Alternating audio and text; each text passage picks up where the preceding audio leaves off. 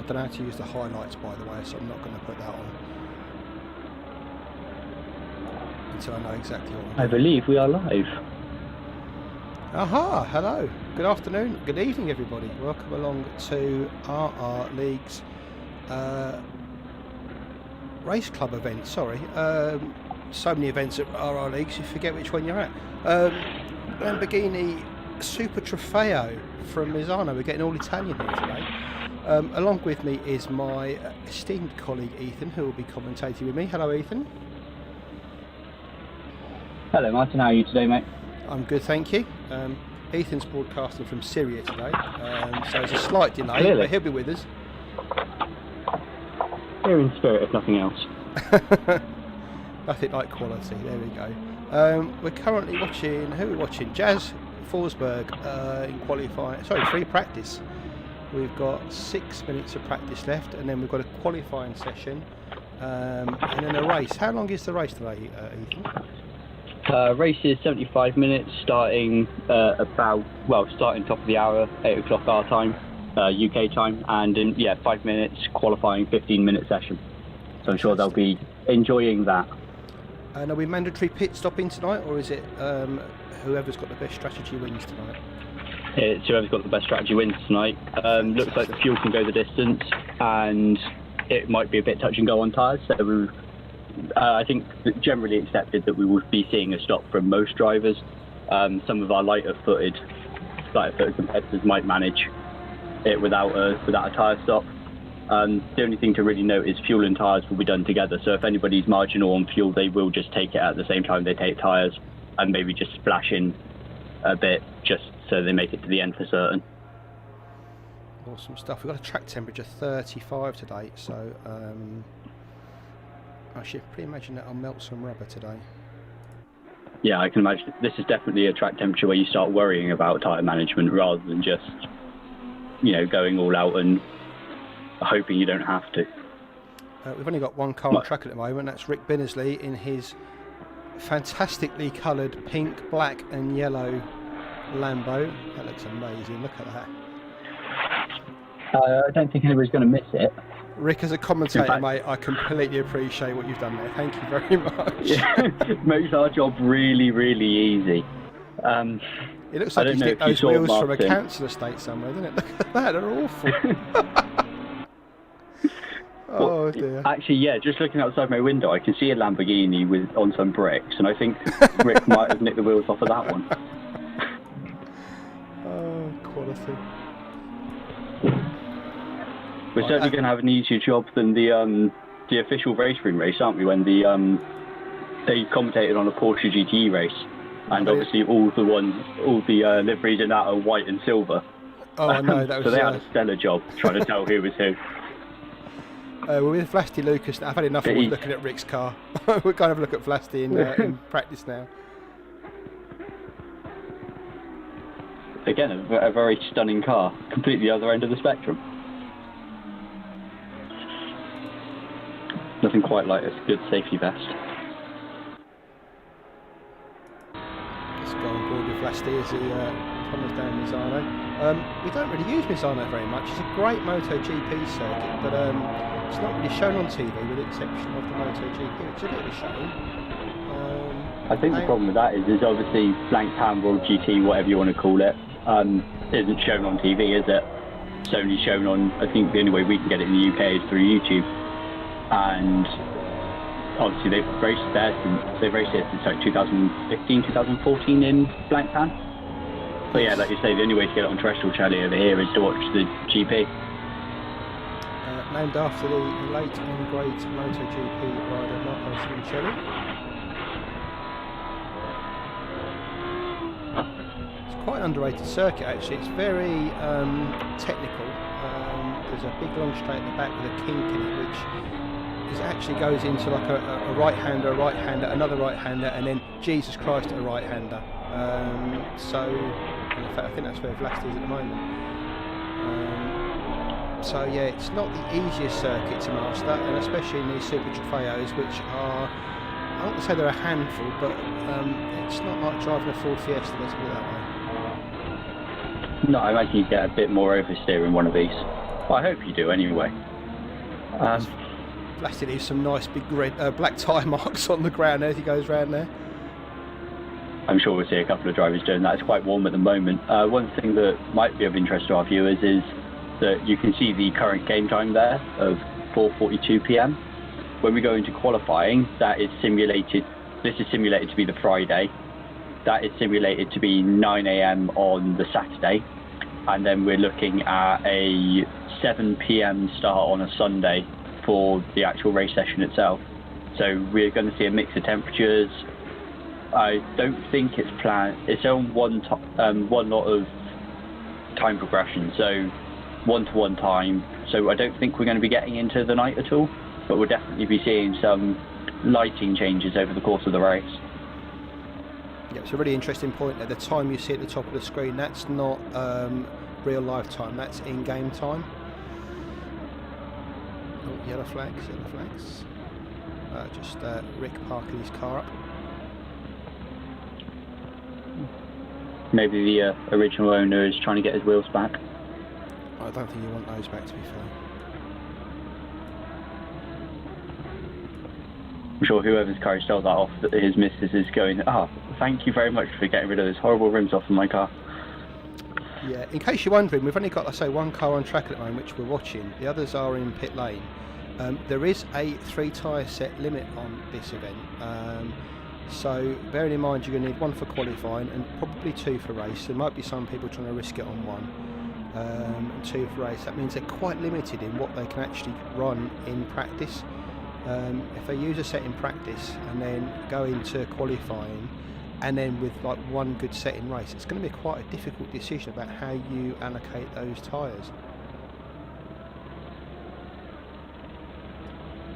Well, this is what I was saying earlier with the potential for a pit stop from some drivers. What we might see them doing is obviously using a set in practice and then just completely ignoring that set.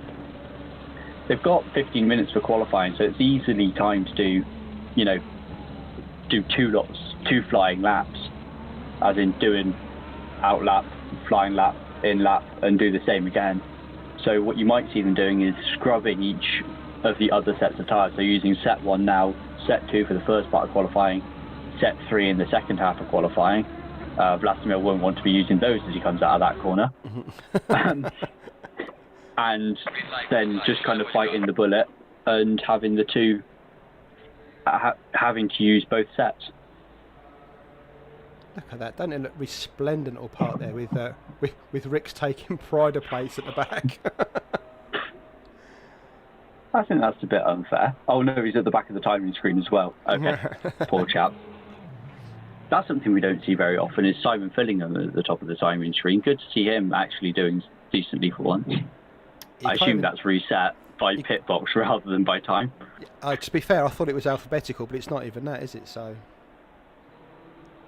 no. It is good to see, though, that some people clearly taking the see the rainbow, taste the rainbow to heart this month, and going with a veritable skittle bags of liveries. We see a couple of people there actually running the standard livery. There's only 1 livery for this car in the game, which is the black and red number that you can see there on pit road.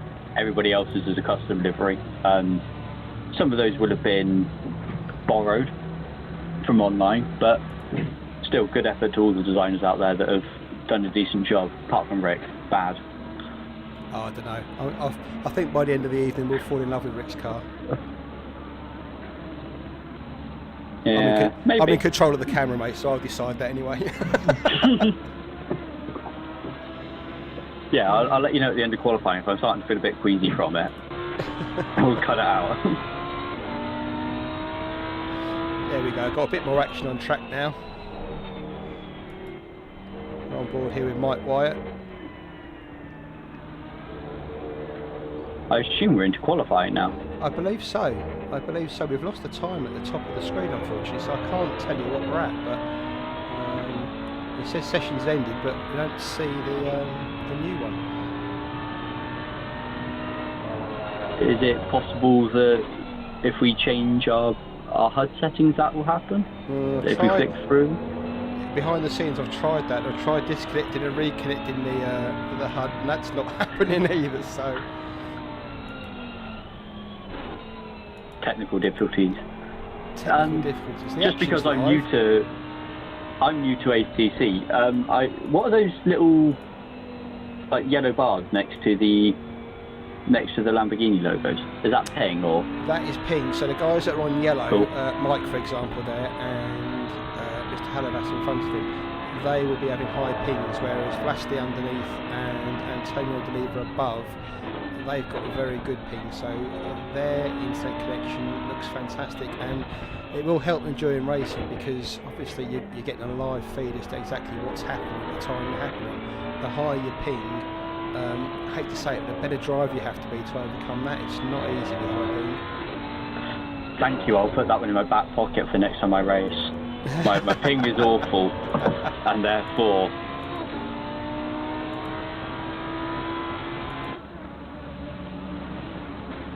I will continue to claim that until I get a supercomputer, and then, then everybody will realise what a bad driver I am.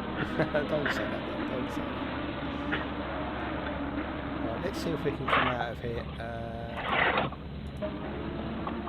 Let's see if this helps. See if that gets into a new session. There we go. There we go. Okay, we have to remember. We know what we're doing. Yeah, completely. Absolutely.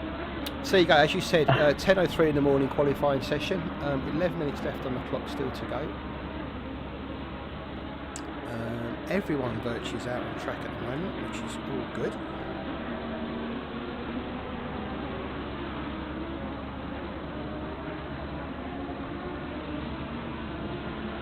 I know Mike was a little bit nervous going into this event, purely because he's just getting to grips with ACC and still learning a lot of things about it. Obviously, it's just come out on consoles. We're racing on PC, but it's just come out on consoles, which kind of shows the level that this game is at now, from when it came out a couple of years ago, or just over a year ago now, wasn't it? It actually was released on early access, and some of these drivers very much still getting used to the game. Indeed they are. Just going to jump on the board here. Mr. Halavazis. I really should know their first names really by now, shouldn't I? But I don't, unfortunately. This one. Halavazis is actually not one I've seen around before. So there's a few actually here. Halavazis. Actually, he's the only one that I don't recognise. And a number of drivers. I've forgotten his name. Is it Antonio Deliva? Antonio Deliva, yeah. David Dawes on a quick one as well. He's suddenly two tenths up at the moment. David Dawes has been doing a lot of practice for this, and he's generally a quick guy as well. He's actually racing. For those of you that don't know, we've actually got a ACC GT3 league on at the moment, and David Dawes is driving the GTR in that with Vladimir Lucas, and I mean he's currently David on his own is currently P3 in the solo championship, and as a team they are P3 as well.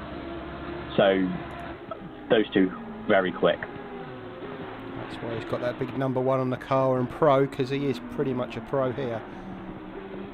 Just coming around that corner there, nice tight line. He's lost a little bit of time. He was 5 tenths up at one stage. He's now back to 3 tenths up. Also on a good lap. Sorry, go on. I think he passed somebody who was letting him through. So whether it was just a little bit of hesitation from that, perfectly possible.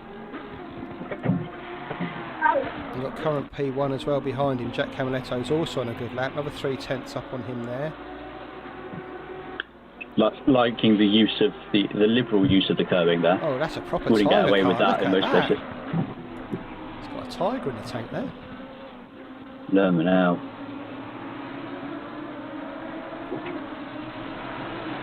So you can see the 9 if we people check to set a lap so far. Jack Camiletto's out in front by 3 tenths. But to be fair, the first 6 only covered by less than the second, so this could be close today. I'm expecting this to be very close. So I know Jazz isn't the most au fait with ACC at the moment. He still gets, like I say, a lot of these drivers still get into grips with it. But he is one in our ranks that has struggled a little bit more than most, so I'd expect that to close up during the race. Mole, we know, is a very quick guy on his day. And Simon, I mean, he's only done 3 laps, and we were chatting to him before we came on air, and he's only done his first few laps today, so bit of an older head, wiser head on Simon, so maybe just keeping a little bit in reserve. I'm sure you appreciate that, the older head. Totally intentionally keeping a lot in reserve. And he did say to us that he's been enjoying the ACC league purely because we've had a lot of rain, and actually his experience has come handy in being able to adapt to the car in difficult conditions. And actually that's probably helping out here a little, or will help him out here a little bit once he gets his pace. As you know, most drivers here won't have driven a ton load of the Super Trofeo. I'm just going to go with very wide there. Andre Mole. I think he's a guy we should watch in the race, simply because he's the only man I know who can get tyres to last. If he was driving your company car, honestly, you'd get 50,000 miles out of a set of tyres. He can look after cars like you would not believe. So just watch him in the race. He may not be the most prominent during the first half of the race, but just watch second half. If he can make those tyres last, you might find he becomes a really big player simply through strategy. Simon's similar. I've known, there was a couple of years ago now, there was an F3 race where everybody pitted for tyres apart from Simon. F3 at Zandvoort, I believe, in race room, and he admitted after the fact that actually he was probably ruining his lap times too much to make that happen. But he's definitely one that when the going gets tough, he can be lighter on his tyres than most people. Absolutely. It's an interesting point that we might see though. Some of the guys that are tougher on tyres, we might see them pulling away a bit, purely because if you're going to pit for tyres here, you might as well do it at the halfway mark and make your stints about equal, which would mean filling the car to half a tank. So, 60 litres of fuel is a lot of fuel. 60 kilos that you're not, well, just under 60 kilos that you're not carrying. And we could see it's a GT3 car, 60 kilos is a lot of weight. Do you think it's possible they can go a whole race on one set of tyres tonight? Is that a possible viability? And I'm going to hold you to this. Okay, is it possible? Absolutely. Is it viable? My mind says no. Like I mentioned earlier, the way these cars pit, they have what's the word? They have simultaneous pit work. So whereas you see in IMSA, WEC, most endurance racing, you'll notice the cars are fueled and then get a set of tyres. These cars don't have that. They do it at the same time. So actually half a tank of fuel is going to take less time to do than put the tyres on. So I would think that it would be sensible to maybe run at most to maybe 40 minutes through the race, 45 minutes through the race at a push, and then kind of split the stints that way, do 45 and then 25 or then 30 minutes for the second stint. Again, just driver preference. Currently on board with pole sitter Andre Bergsma. He's currently he was on a green lap. He's just suddenly gone into basically a flat 0.01 as he crosses the line. Stays in pole position. Provisional pole position. Provisional pole, yeah. He's already 2/10 up through 2 corners there, so. I think he might have a bit of the Mansai spirit on with the green and yellow car there. Obviously, Olaf Mansai, famous for running his Porsches in the Grello livery at the Nürburgring 24 Hours, and I think that's maybe what Bergsma is going for there a little. To be fair, of the cars we've got out there, there's only really Jack and Andre that are putting the times in. They're the only ones that ever so slightly slip into the greens. Everybody else Having said that, Nigel Wood's now just suddenly put in a 2/10 in the first sector, so we haven't seen Nigel today. Let's jump on board with him. Trying to evoke a bit of the classic golf livery going on there, I think. Very jazzy, aren't they, the old designs on these? Like I said, I haven't played ACC, but I've seen people with. And we big him up. No. We big him up, and look what happens. Shouldn't have mentioned anything. Don't worry, Nigel. We've got you on cam doing that, man. Don't worry. I'm just really glad it wasn't me that brought out the curse of the commentator first. It was you. Now I'm going to take the reins off and just, Simon's got to win this one. There's no way he's going to win it at the next turn. From what I've seen of the ACC livery creator, just the standard one on its own is very good, and then obviously you can use things like Photoshop, GIMP,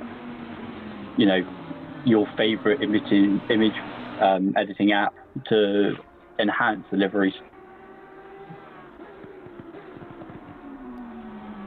Just watching Simon Fillingham here. He's currently last. I don't think he's put a lap in just yet, so just see if we can set a time here.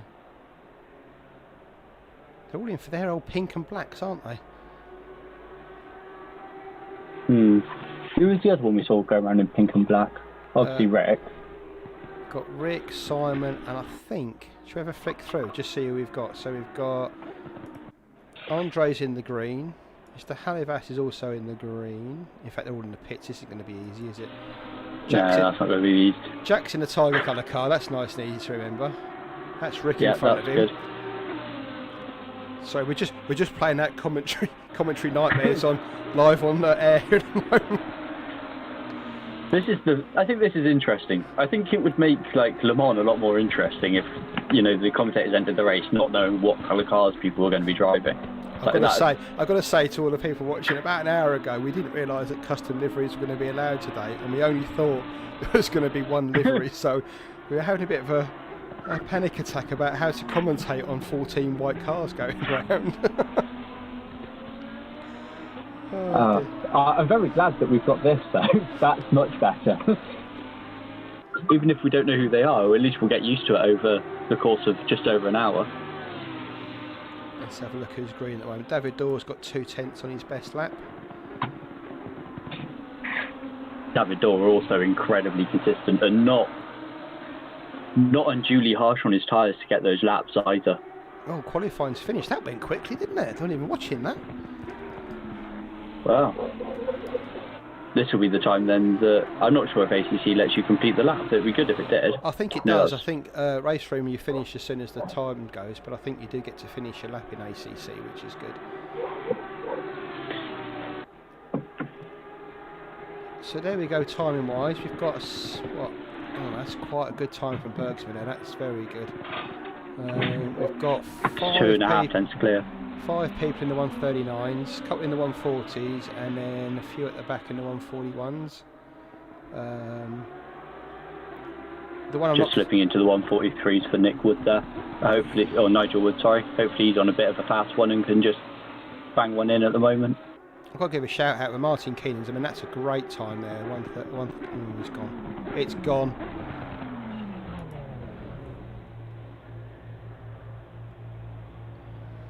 I'm not sure we're going to see Martin Cannons all the way through the race. I know he struggles with back problems. So it might be that this 75 minutes isn't a long race by any stretch of the imagination, but it's not kind on doing it as a single stint with one driver. That would be a shame. Definitely that was a great qualifying. Put him into P3 there. That was amazing. A good shout out again for Antonio D'Oliva. That was another great time, just behind Vlasti Lucas. I can't wait for this. This is going to be really, really good. I can't begin to tell you. I've sat in this situation when you've got a minute to go before start time, and there's so much you've got to do in the car. You've got to set your pit strategy up. You've got to make sure everything's right. You've got to make sure your car's set up with the right amount of fuel. I believe as well we're doing a formation lap for this one. The drivers will have a little widget on screen that lets them know where they're supposed to be relative to the cars around them. And we'll give them an idea about what speed they should be doing. they are allowed to go over the posted speed limit to get their widget going green, but the leader will be sticking at a relatively sensible pace. So it's kind of like a false start almost, isn't it? It's really weird doing formation laps in sim racing, because you've got so much to do in the car, because obviously you're your own engineer at the same time, and you kind of rush for that minute to get everything ready. You go, okay, I'm ready to race, and then you trundle around a lap at 80 mile an hour, and just kind of that panic has to then build again. Yeah, exactly. Again, like in normal racing, you've got all your dials and switches on the steering wheel. Everything can be adjusted from there, from your traction control to your brake balance, but also your pitch strategy. It's not like you can just call up your pit lane crew and ask them to sort you out some fuel and some tyres. You will do that in car, as you said. You are your own race engineer, and to do all that while you're driving as well in race, if you've been involved in an incident, to try and work out in your head how best to strategise the rest of the race, that's very stressful. So I guess the only kind of good thing there'll be, okay, this straight that they're on at the moment has got that nasty kink through it. Oh, no, sorry. This one's all right. It's got a bit of a kink, but they have got a couple of longer straights here where they can do that sort of thing. But it means that you've still got to think about that strategy 2 or 3 laps in advance, because you've only got a few seconds down the straight to actually set those things up. No, exactly. Sorry, I've been on board with Martin for a while. Let's get a look at the cars going down the back straight. Unfortunately, see some weaving there. Unfortunately, the track doesn't have some great names. We've got a very anti-chicane just after the start-finish line, but most of them after that, I'm afraid, are not the greatest names in the world. Rio, Tramonto, I suppose. I'm loving the name of turn 16, just Misano. That's very helpful. I'll remember that one. Just for ease of watching the pit lane entry, it's just before that turn onto the pit straight. So, and it's a very long pit lane. You go past the chicane. So I'm not sure what the pit speed limit is here, but that can feel I think low. it's 80 kilometres an hour. Oh, that's not too bad then. It's when it's like 50 kilometres an hour and you feel like you're there forever. Oh, right, absolutely. Here we go, coming around for the start. Big gap there between P2 and P4.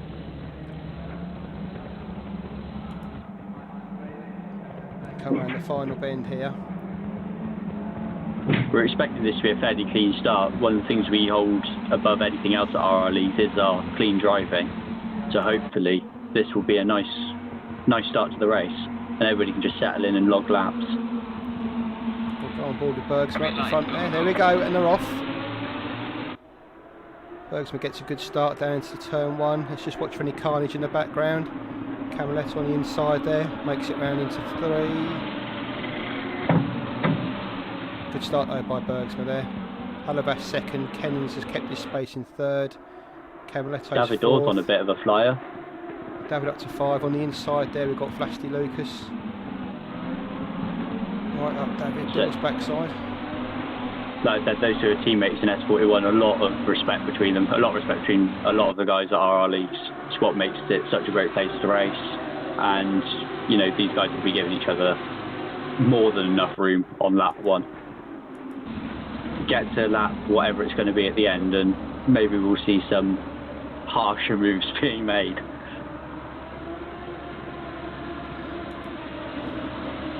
Just at the back there we've got Simon Fillingham in 11th, Jazz Forsberg just behind him. Bit of a bad exit there from Forsberg, might come under pressure from Nick Wood, but it looks like he's fended him off into that corner. Very clean so far. How well behaved are these guys? It's marvellous to see, it really is. As a steward at RRLeagues, we love racing like this because it gives us a really easy time. We love racing like this. So the thing to note though, obviously, I say obviously, but with this being a RaceClub event, one of our fun events, there isn't any stewarding or any licence points or anything like that on board. That's going to be done automatically. But if big slide there from Kennings. But if the drivers feel like they've been unduly unduly penalised by another driver during the race, then of course we will have a look at it for them. So Bergsman's kind of running away with this at the front at the moment. Halavas still second, Kennan's third, Camiletto in the Tiger car fourth, David Dorr in the blue Super Trofeo there in fifth. Flasty Lucas, very offensive blue, isn't it? It's a very offensive blue. It's very. This is blue. Flasty Lucas there in sixth. Reading down, Antonio D'Oliva kept seventh place off the grid. He's just slipped down to eighth, unfortunately. Rick Binnersley in the punk car gets through into seventh. In fact, let's go and have a look at Rick, see how he's doing. He's got a bit of a gap there to make up to Flasty Lucas. Coming under serious pressure as Mole catches the pair of them as well.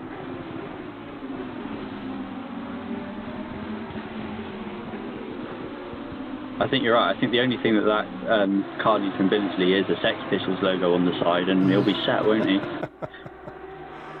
1, 2, 3, 4, 5, 6, and a big gap into Binnersley in seventh. The rest of them coming through. Eighth right on his nose. Oh, here we go, here we go. Great line through the inside there. D'Oliva, has he kept it? Oh, Binnersley's just going to keep. Oh, that's a great overtake there by D'Oliva. Forcing him out a little bit wide. No contact made, perfectly fair. And like I said, this is what makes RRLeagues great. Is it's always fair racing, even if it's not always the softest.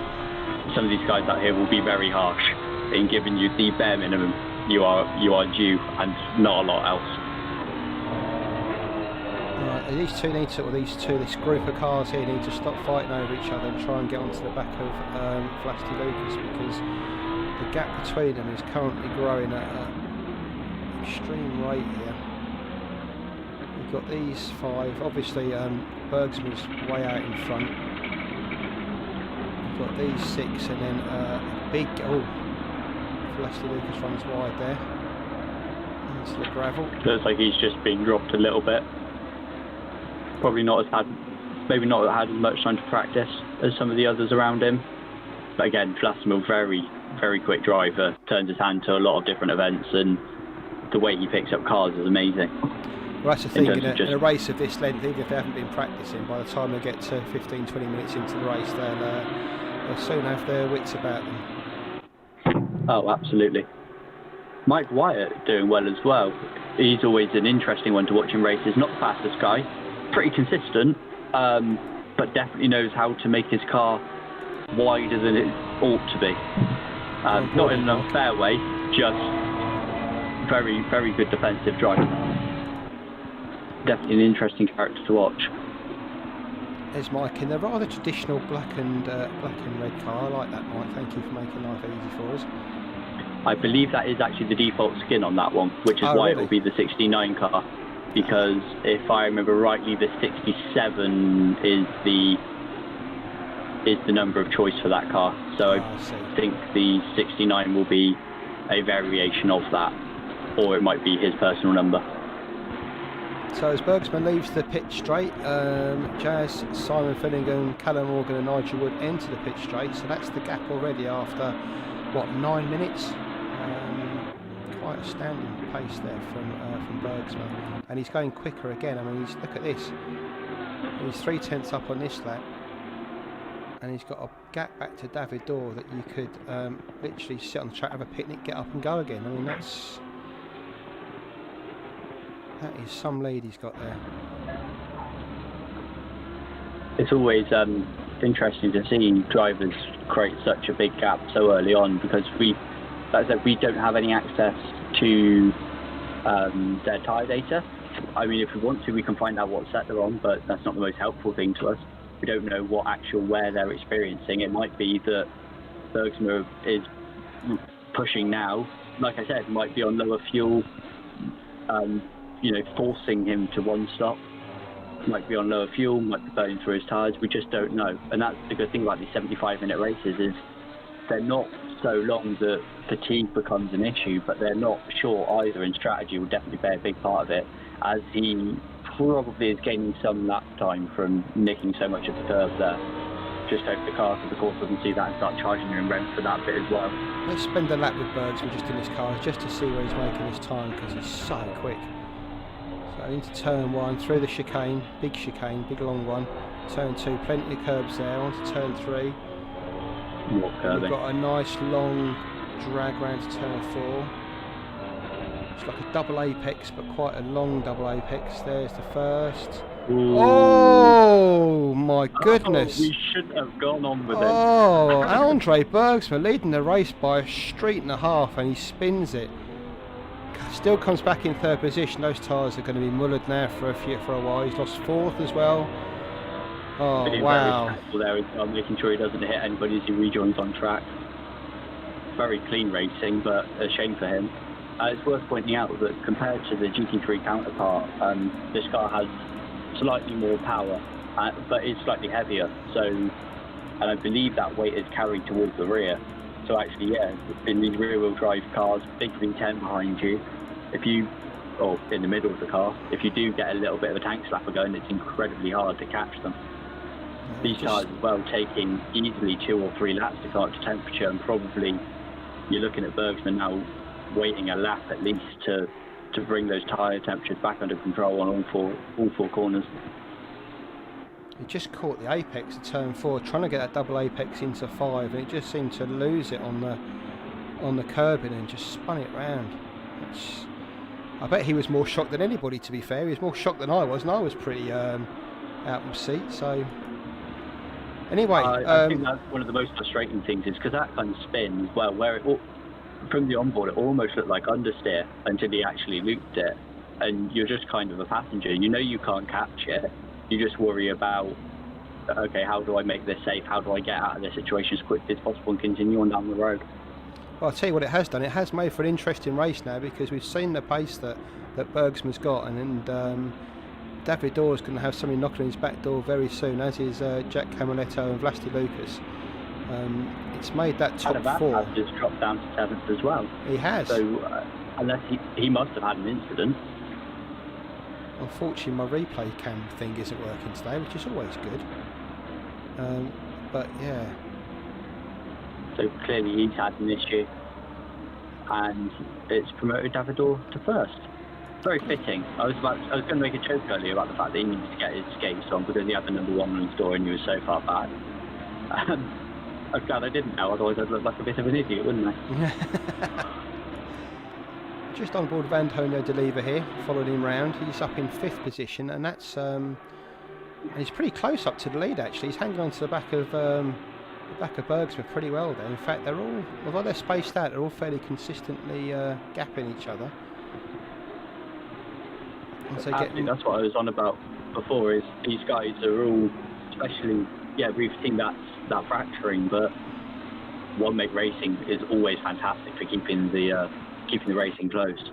And these guys trading tenths at the moment is really going to play out interestingly when we get to the latter half of the race.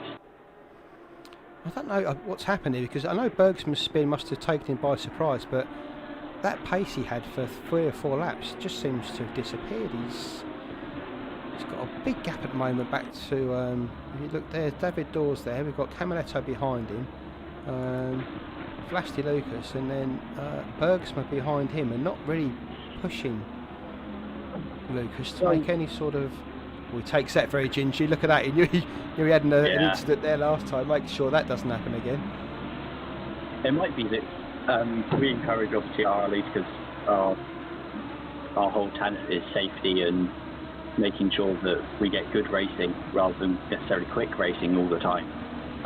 We do actually encourage drivers, if they have an incident like that, be predictable and jam your brakes on. It makes the car a whole lot more predictable. It means you're not going to come steering back across the wrong way across the track or anything like that. So it's possible that you've got a bit of a vibration, a bit of a flat spot from that, and that means you can't push into these cars don't have ABS, so pushing into the turns isn't really an option for him at the moment, because he'll be worried about that tyre. And yes, we talked about tyres potentially going the distance, or not in probably most cases, but he might now be worried about the fact that he might have to two-stop it. It's possible if he's had that big an incident. Field just spread out now. You've got Davidor in front there. He's got about a 2-second lead over Camaletto behind him, who's then got another big gap back to Lucas. Very wide there from Camaletto, dipping a wheel onto the gravel. That'll ruin his run down this quite long pit straight. Let's just pull the times up here and just see who's... here we go. So 2 seconds, 2 seconds, 2 seconds, 2 seconds. They're pretty much spread out those first 5. Unfortunately, doesn't. I just wanted to see Bergsma's lap time, to be fair, against what he was doing previously.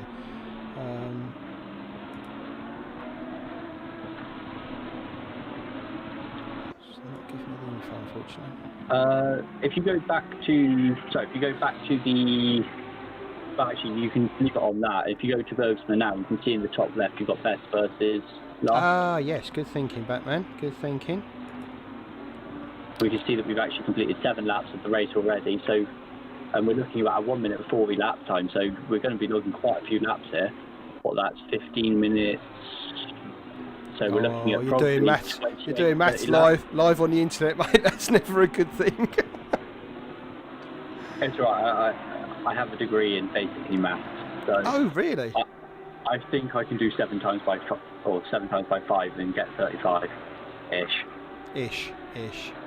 Yeah, so just look at that screen at the top there. The red bit, that's their delta as their lap to their best lap. So you can see this is a better lap here from Bergsma, but he's still half a second down his best lap of 1:39.9.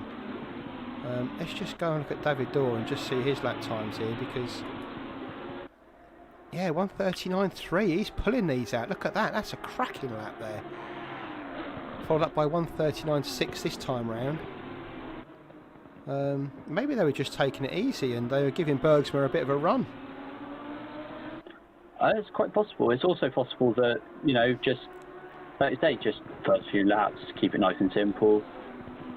These guys are, let's say, all experienced guys. Jack has been only racing with us for a little while now, but was running his own PS4 league before he came over to RRLeagues, and clearly abusing track limits quite heavily to stay with Davidor here.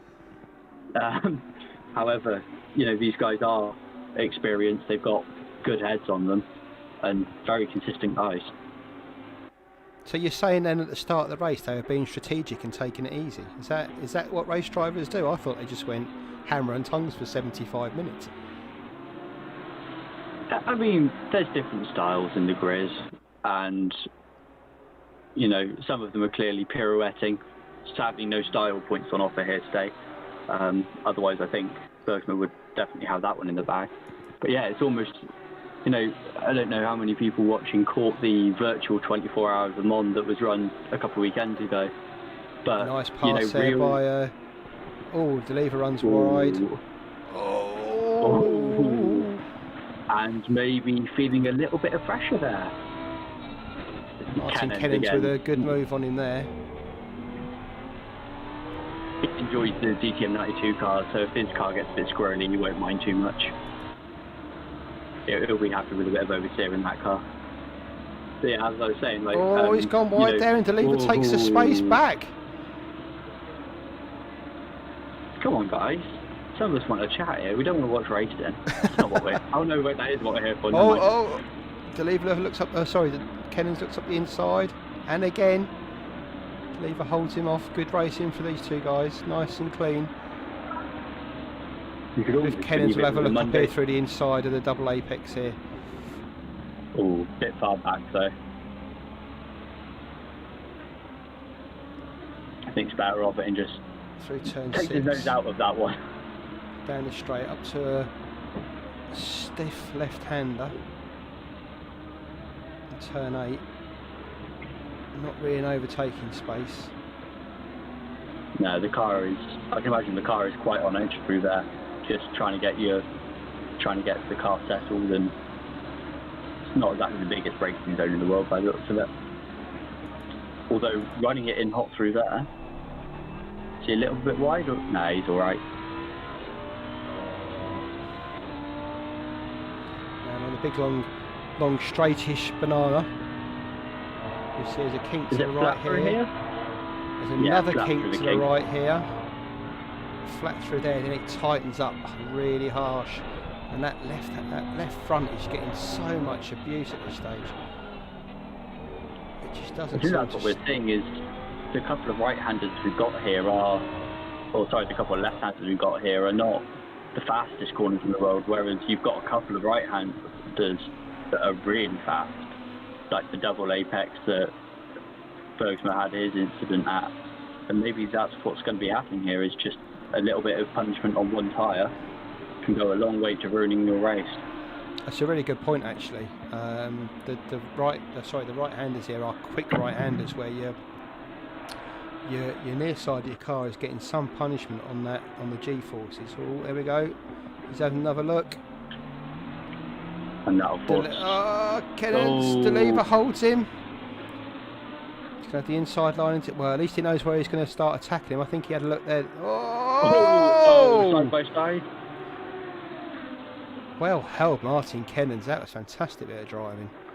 A bit of a tank stop again there. Managed to keep it together.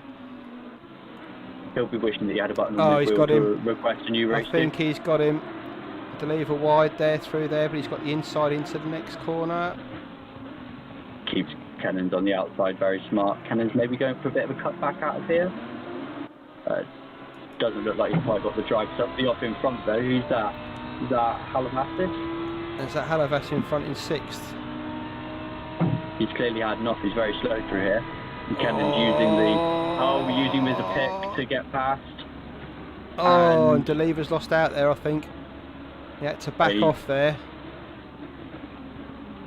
Kennens through. By Kennens to get up the inside there and just use that slower car as a bit of a block. So that DeLever had nowhere to go. He had a spin earlier, Halavassis. Just wondered if he's carrying some damage, because his car looks very unstable through a couple of the corners there.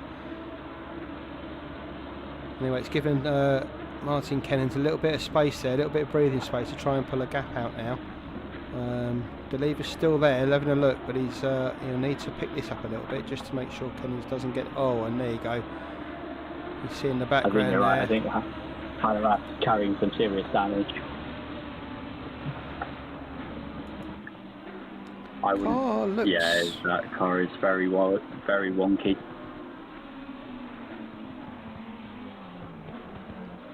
I wouldn't be surprised to see him pull it into the pits this lap and maybe try and get some suspension damage fixed. I don't know if they can repair damage or not in this game. I would imagine so, if you can take it.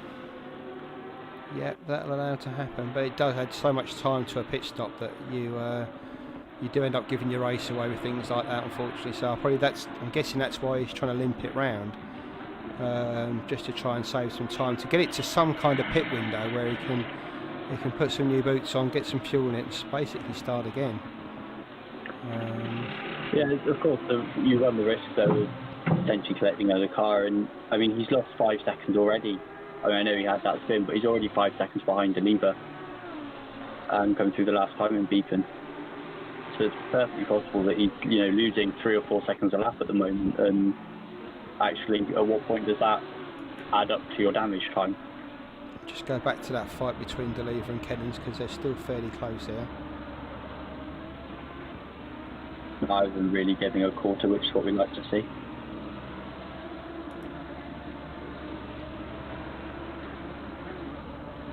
Should we see what's going on up front as well? Because I haven't really looked up front for a while. Let's have a... I'm going to guess that... Okay, I'm glad you just flicked up the leaderboard properly, because I was just about to say David has launched himself away. I'm glad to see him still in first before I mention that. I'll try and keep an eye on this gap, and we'll go back to have a quick look at David Dorr. Oh yeah, there we go. Big gap. Big gap. Do you want to say the thing about streets away again, or are you chill? No, I'm not going to say a word this time. Commentator's curse. Look at that, 8.6 seconds he's got on Camaletto. We'll go back to Jack. He's 20 seconds. Only 20 seconds to Morgan ahead. There's a good gap between Jack and... Oh, absolutely. But, Jack, these guys, you're talking about, what, 20 seconds to the tail of the field at the moment? As in front of them. So we're talking... Well, we're running 140. Just going to do maths again. Look at that. Talking maybe another 4 or 5 laps at most until they start catching that tail end of the field, and then we'll be into lapping, which is always fun. I've raced against Callum and Mike, and they're very fair when you're lapping them. So I imagine those drivers will just be sensible but courteous in letting the other guys through, and filling them ahead of them is again very sensible. Just have a look at Jazz Forsberg. He's had a bit of a coming together. Can't quite see what happened there. Looks like one of the cars is a black car there with him, but he's gone. That might be Callum then, because Callum is a fair way off the back of the field. Possibly. If you look at the timing now from Door to Morgan, it's 15 seconds, but then up to, he's 30 seconds then behind, 35 seconds behind Mike. It's possible that he had it coming together with Jazz and just lost the back end a little bit. Just have a look and see if we can have a look at that again with Jazz, just to see if we can see what happened.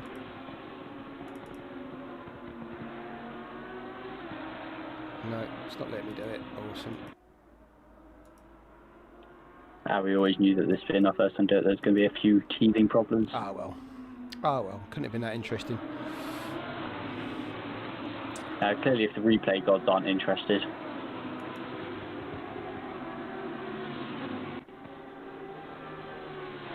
For some reason I don't let me take it off the bloody replay now either, so we're watching. There we go, back live. Looks like you're back live. Back live. Just because it might be a bit interesting to some people out there, you can see the numbers are actually in different colours on the left-hand side. That's because this series in real life runs with 3 different, or rather the GT World Series runs with 3 different classes: a Pro class, a Pro-Am class, and an Amateur class, which are white, silver and red respectively.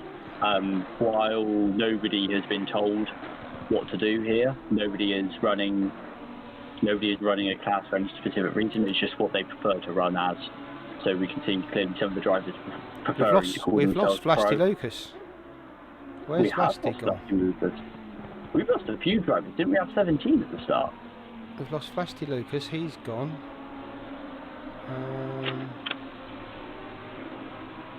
It would have been handy if I took the list of drivers down, wouldn't it? But I didn't, so... I took a list of drivers earlier on from the forum post on this, and I'm just looking at that now. Although I think some of these guys weren't. Oh, we've lost Wood. Oh, Nigel Wood, yeah. Nigel's gone. Was Hindle in the race? He was certainly in the practice server. I'm not sure if he made it through to the race, but he was certainly in the practice server earlier. So potentially lost another one there. So that's probably 3 drivers that we've lost, which sounds about right. We had about 15, 16 drivers. It's a shame, but, this happens. This is, this might be because they've taken damage. It might be because, the missus is telling them to get off that stupid racing game that they've played all the time. That doesn't happen. That doesn't happen ever. Lucky you.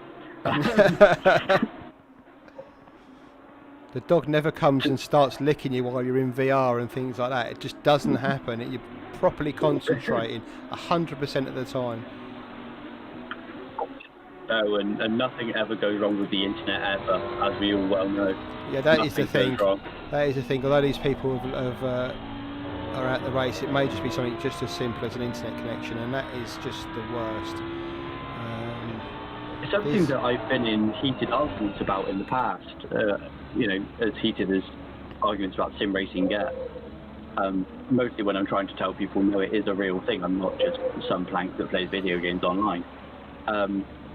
But, they can't understand why we don't have things like, they're like, oh, you want to sit, as Martin goes very wide there, or out onto the marbles, his tires won't be enjoying that, unless that's his strategy for getting some more rubber to complete the raceway. Yeah, but I've had discussions with people, and they're like, you want to simulate every aspect of this. Why do the games not have random failures in it? Why do you not just have your engine conk out halfway down a straight? And obviously one reason is people put a lot of time into this. It is a hobby at the end of the day, so people don't want their races ruined by that.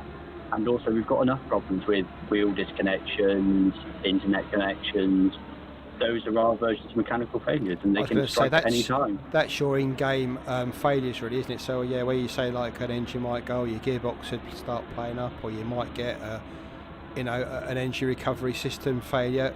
You basically get internet failures when you're sim racing, and they are real, and they put you out of a race just like an engine failure would. So you're dead right. It may be as close to simulation as possible. Unfortunately, not all of us can afford a Super Trofeo, which is why we're all racing on here. But you're right. Those things that happen, they may be different, but they're just as demoralising when you've spent sometimes days, even weeks practicing for races, and something just as simple as your network cable coming out the back of your computer or your Wi-Fi going down can simply just cost you the race. I know I had to. The team that I run with, we were competing in the iRacing 24 Hours Le Mans a couple of weeks ago, and we, put in a lot of effort into that. And we had one guy that when I woke up in the morning, I wasn't competing in the event because I don't have iRacing. Seeing a theme here. I woke up in the morning and I had a message from him just saying it happened again. And I'm sure he would love to remain nameless. But he does have problems where things just happen to go wrong for him on his stints. He'd run 5 fantastic stints in the night for us in the LMP2 car, and as he was going through Tech Rouge and onto the back straight, the VR disconnected. Hit the wall. That's horrible. 5-minute tow time, 30 minutes worth of repairs. Not his fault.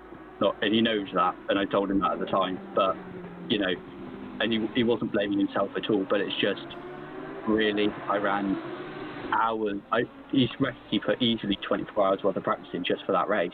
Yeah. And he'd run 5 double stints up to that, or 5 stints up to that point. 5 hours of racing, impeccable. Apart from one issue with a GTE car that we had that was their fault. They pulled out after an accident, after they had a spun and pulled into us. But yeah, he ran impeccably, and then just random failure. Completely random failure. Just on board with the leader here, David Dorr. His Ethan, his car looks a little bit battered there, which I'm a bit surprised about. I don't think he's had many comings together with people, but he's certainly got a swipe down the near side. Might just be bit of debris from the track or whatever has come up and hit him. Might just be, bit of rubber or something that's impacting the look of the car a little bit. That happens, of course. Cars get dirty. If you wonder why his time is 0.00 and it's not changing, that's not because he's spot on his old lap. It's more like he's gone off track somewhere. Oh, having said that, he pulls in at 0.6. What do I know? Maybe he is that consistent. Well, it could considering be. it's not changing that much. No, normally it's when you go off track, it doesn't register your time. But he's obviously, like you said, he's obviously that consistent. Is that a back marker he's got in front of him? I think it is. In fact, he's already passed Callum. Oh no, it must have been me. I thought I saw a car in front. Should we go back to Jack to see how he deals with the traffic? It might well be that David's had a bit of contact with Callum then is going through. These cars are not the easiest to drive by any stretch of imagination, and some of these corners are quite tight. Might have just done a bit of hip and shoulder to get past the lap car. Bergsma are only a second behind Jack as well. That will be interesting for Jack, having somebody who's had a spin and clearly refound his pace. And a long, big time loss from Jack on that last lap, down to 142. See what he does this lap. Back into the 141s. That'll be a bit better for him. He'll be a bit happier about that. We are coming into the pit window now as well. It's about, we're almost halfway through the race. So they will be looking at their fuel levels and their tyres. And oh, that car's all over the place. Big twitch. Ooh, Jack. To be fair, some of the anti-curb sausage curves, whatever you want to call them, on the inside of these corners are quite big.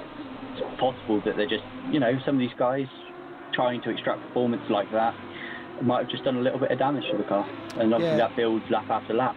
You're quite right. Those even the little curbs that they've got in there to stop people clipping the apexes. You run over those enough times, you can even lose pressure. Get slow punch on one of your tyres. Even to go so much as to start damaging the suspension, and that's not something you want. I'm saying all these guys. I mean, the track temperature currently, where are we? 24. So it has cooled down a little bit from qualifying. which should help the tyres, but they do look like they're all struggling a little bit on these. But I mean, tyre temperature or rather track temperature is a bit of a nebulous concept in a way, because what you'll find is yes, you've got more grip now, and potentially, depending on how well the game simulates it, you might have a bit more power than you did when we had 30 odd degrees, 35 degree track temperature, whatever we saw in practice. So actually it might be that these cars are running a bit faster, and therefore you're using more tyres because you're running quicker lap times. It's perfectly possible that they're ruining their tyres that way, let alone just the actual heat of the track. That's a really good point. The quicker the track is, the quicker you go, and you still end up putting the more stress through the tyres. So you're dead right. It's although a hot track will. Oh, there's another slide there from Jackie. Big twitch. That back end of his is definitely want to take the front. And I'm sure Andre Bergsman sat behind him watching this, thinking, do I go for an overtake or do I just stay away from the accident that might just happen? Sorry, not for Steve Bergsman. Yeah. Bergsman will just be going for it. Well, Bergsman's obviously experienced that spin, so he knows what this car can do. I don't know if Camaletto, he was so far in front, I wouldn't have thought Jack would have seen exactly what he would have done. So he wouldn't experience a spin, but Bergsman's probably a little bit slightly more. Oh, very aggressive there from Bergsman. Throwing a tighter line through there to Jack, and maybe Jack just getting a little bit of a better exit, but actually it looks like Bergsman's a bit better there. Jack running over the Astro, probably compromising his exit a bit down this long back straight. And there's that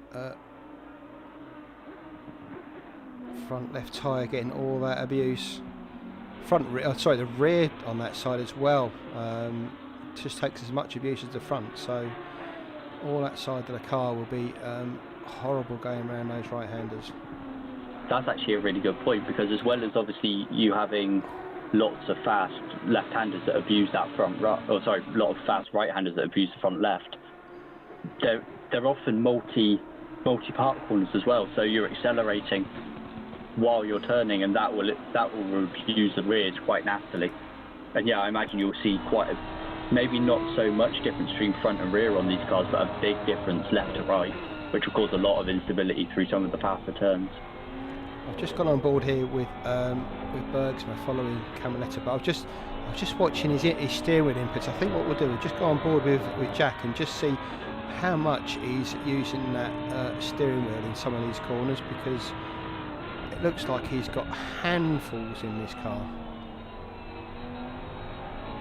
Oh, the sim racing shuffle, not knowing where the grip is, just playing with the steering to make sure that it stays stuck to the road.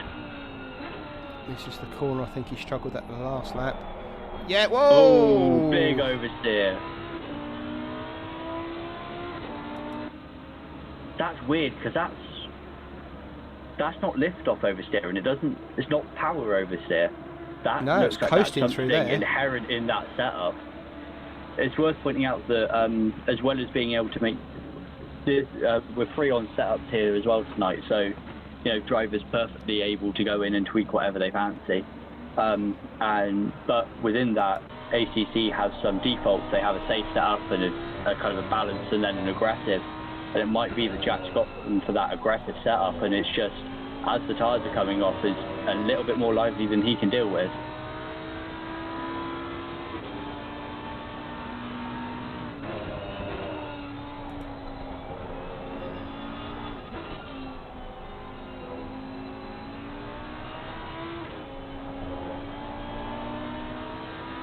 I think he's got a Fanatec steering wheel on his rig, and that is getting some abuse tonight, let me tell you. That steering wheel is all over the place. He's doing so well to keep that in a straight as well. Sorry to speak over you there. Interesting as well that he's using seconds through that double right, whereas last lap we were on with Bergsma and he was using first through the double right. So maybe that's what caused Bergsma's spin earlier, is downshifting down into first while turning. No race car particularly likes to do that while you're turning off throttle. So maybe that's what caused the spin earlier, was not anything about pushing the car, but just taking that extra downshift. Maybe that's what we're seeing from Jack. Oh, there we go, there as well, you're right, look at that.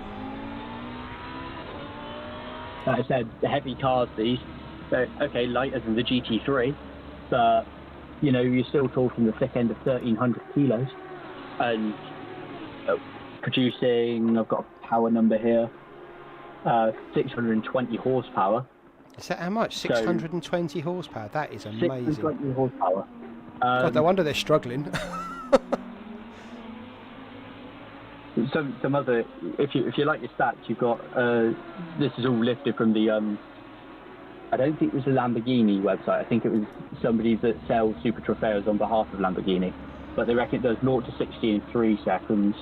If you gear it right, it's good for 329 kilometers an hour, which is 205 miles an hour. And if you drive it in a highway scenario, you'll get 16 miles to the gallon. A highway scenario, I love that. See, loads of they talk about, don't they, highway versus urban driving, like continuous driving versus stopping and starting. See loads of Super Trofeos on the North Circular every morning.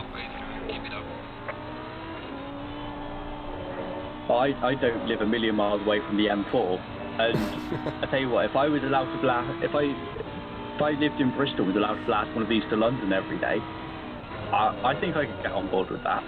I'll get onto my boss tomorrow when I go to work and see what I can do. Jack holds it well through that one. He's got this one sorted, I think, now. You may have just heard this turn that he doesn't like. Using a slightly different tactic through there. Taking the shift earlier.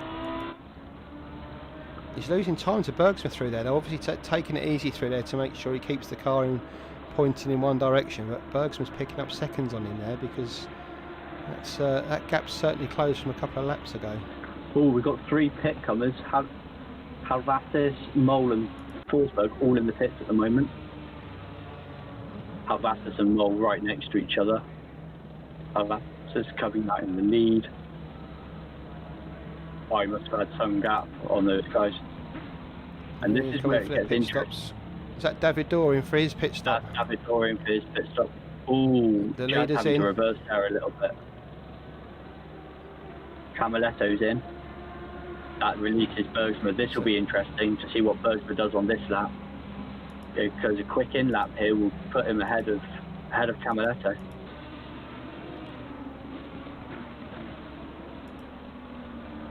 Just good if we could see. Good if we could see the number of stops that everybody's done. Do we have that on that expanding? No, it just gives you a pit to tell you when they've been in. Unfortunately, we don't get a number of pit stops. Oh, stop and go penalty for Andre Mole. Speeding the pit lane, I should imagine. That's going to hurt. Might have been a bit quick on it. I feel really bad. Everyone I've beat up at the start of this race is just falling backwards. I'm so sorry, everybody. Oh, that's a killer. I'm of a different opinion. I feel you just got to earn it. You just got to own it and just go, yeah, well, I told you. Told you that if you ran a good race, you'd be there, and you just weren't. David Dorr's out the pits. That's interesting as well. You don't want to be. I mean, nobody wants to get one, but you don't want to be the first one either, because then it just tweaks, and all the other drivers will have the comment on screen saying that's happened. And, you just get that little bit of warning in your head of just, okay, clearly, I mean, it can happen anyway, but clearly it can be an issue here. Let's just make sure I do it right. And you'd rather stay on the pit limiter for a few more meters and make sure you don't also get that penalty. And the first one to do it really does trigger you into thinking, all right, I've got to be on the money here because I don't want to take that penalty. Bergs was through for another lap, so he doesn't come in this lap. I just noticed in second place, look at this, Antonio D'Oliva. Fillingham in third as well. They're all making the most of this. Pit callers, though. The interesting thing to see will be what the gap is to David Dorr. Well, Fillingham's got 13 seconds. D'Oliva's got 13 seconds on Fillingham, and then Fillingham's got another 17 seconds on David Dorr. So D'Oliva's got 30 seconds here. If he can get in, change tyres, and take a splash. Sorry, that would be relative to D'Oliva. If you go on board with Fillingham, as Mole does his stop go there. Yeah. If you go on board with Fillingham, I believe those numbers will change. Oh, of course, yeah. It's the gap between them, isn't it, on track? So, Simon right behind David, or right ahead of David Dorr at the moment. What's that between them? So 22 seconds Dawes out behind Bergsman. So Bergsman's got 23 seconds to get fuel, decide what he's doing with his tyres and get out again. DeLever looks like he must be in the pits because that gap's just suddenly gone changing. It's 20 seconds. This is all over the place. It'll be interesting to see once that settles down a little bit, because Bergsman really has got to be interested in that gap to Camaletto. And for those of you that maybe don't follow sim racing as much or aren't entirely sure about the strategy behind it, it's obviously the same as real life racing, but generally in these kind of races, the amount you lose per lap from tyre wear is less than what you gain back from the fuel going down. So going longer into the race is generally better for you, and that's what these guys will be hoping now. Like Bergsman will be hoping that by going these few extra laps, he'll be running faster than Camaletto will on new rubber, or comparable, and hopefully building a bit of a gap, and then just overtaking the pit lane that way. Whereas obviously Camaletto will be hoping he's running faster than Bergsman, so that when Bergsman pits, he'll pit to further behind him than he was, and then Bergsman will be the one hunting. DeLever through again for another lap, so both him and Bergsman are still going. I've got to give a shout out to Antonio. I race with him quite regularly and we're normally both wheel to wheel. I'm not the fastest guy in the world, and that's not putting Antonio down, but this performance is absolutely amazing. It's really about time that people realise just how good this guy is, because oh God, I shouldn't really say this, he's going to go off the next corner, isn't he? Oh, what am I saying? Get off him quickly. It's really, really awful actually, because you're talking about some of these guys being handfuls of seconds off the pace. DeLever, as much as he is a very good driver, he can be handfuls of seconds off of some of the top guys in RRLeagues, and that's not discrediting DeLever, that's just showing you how strong this field is. The fact that Bergsman, Dorr, obviously for those of you that are fans of RRLeagues and follow, you've got Stella Arella, who's not driving today, but he's first in our S41 championship, who is often, a second or so quicker than some of the guys around him. And there's such a depth of field in RRLeagues generally, and you will find racing at every single level.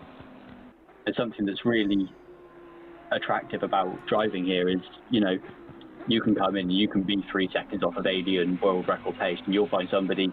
I've done it! I've killed Antonio. I'm so sorry. Oh no! I'm going to go to Bergsman. I'm going to Bergsman. He's due a pit stop. Let's stick with Bergsman before I send Antonio to the back of the field. Oh dear. Clearly you're a supporter of Paradigm Shift, and if you're running on board with Bergsman, because you're going to say something and ruin it for him, and then Jack's going to overtake him. No, Bergsman's not going to. I was say Bergsman's not going to make a mistake there, but he had a huge amount of lock there. Is that hot? David Dorr up into second. That is Pillingham a fit cooler. That's short. We'll go with that. No, it doesn't look like it. It looks like he's just. And DeLever's pitted after that incident on the last lap. I can't find DeLever. Where has he gone? Birmingham. He's still in. No, DeLever. DeLever. Oh, fourth. There we go. Fourth in the pits now. There he is. This is interesting as well because. God, that's seen some action. Look at that. Wouldn't mind the body shot bill for that one.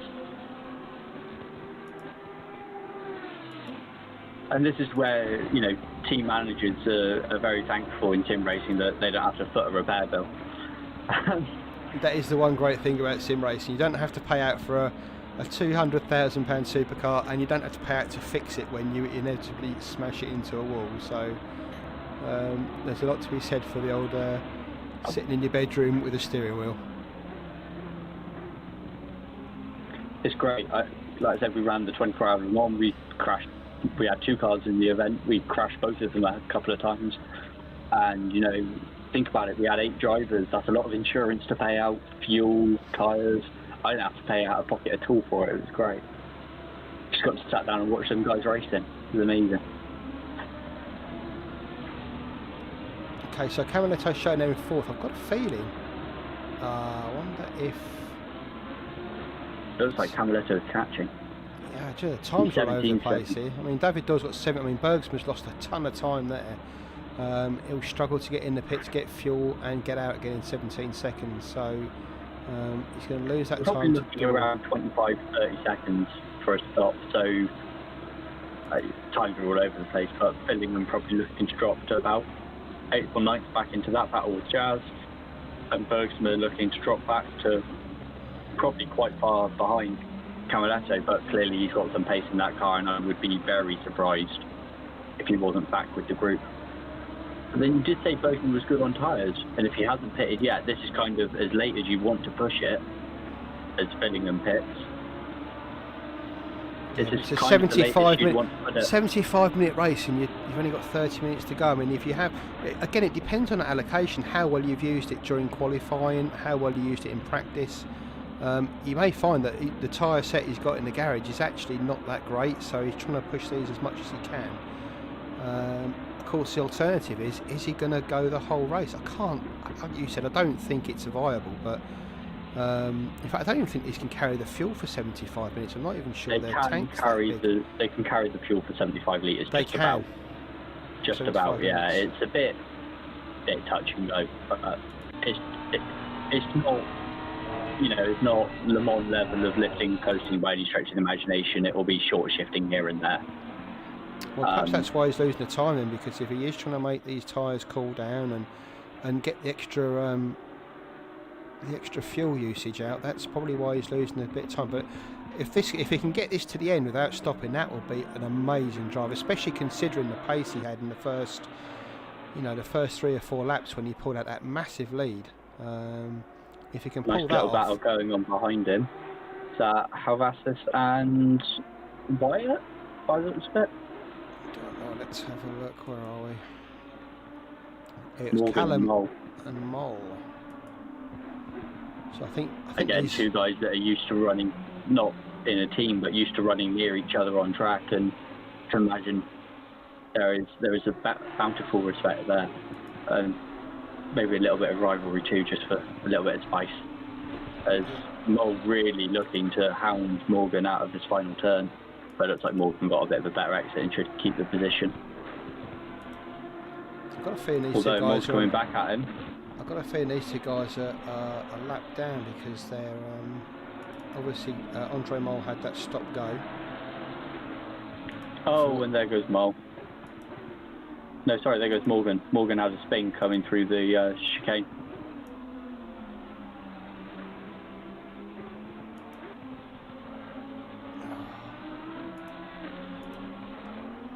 It's not a good day for you, is it, mate? No, it's not. Our director's just crashed, unfortunately, so we're stuck on board with Andre Mole at the moment. So don't let us down, Andre, while we try and sort this out.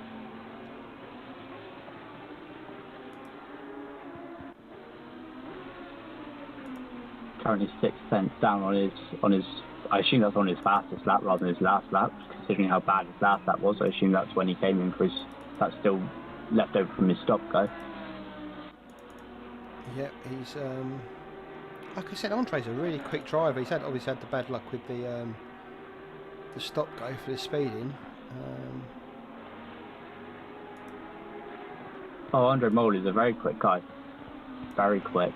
Obviously had a couple of incidents and stuff that have affected his time, but he's picked up about a tenth since the back straight, so he's clearly racking it a good one. Drive it like you stole it. Well, you didn't pay for it, so might as well do. Right, we're going to take a risk here. I might have to restart this. We can't go around, as much as we love Andre, we can't go around looking at him with such a great battle up front. So I'm just going to try something on the screen. If we lose you for a second, I apologise.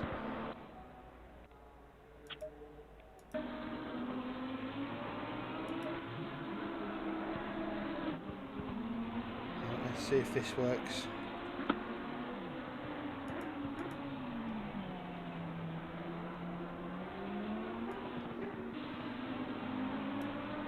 Nope, that didn't work either. Oh no. Andre's going to be the star of the show for 23 minutes. Feels like Kennens has had a bit of an incident. There's a yellow flag and then a white flag shown. White flag for those of you that are not, again, totally au fait with flag colours. While in the States it means last lap, over here in Europe it means slow car on track. That can be from recovering from a spin, an issue with the engine, obviously in real life, or anything really that means that the car ahead of you is not going the speed that you'd expect for a racing circuit. And like I said, these cars are capable of some insane speeds and probably averaging around 120, 140 mile an hour around this track. So Cadden's a bit slow there. But like I said, if it made a commute from Bristol to London a bit nicer, that would be appreciated. I think we've had our Unreal Engine failure, unfortunately. Maybe put this screen on, that might be able to help. At least we can keep an eye on the times then.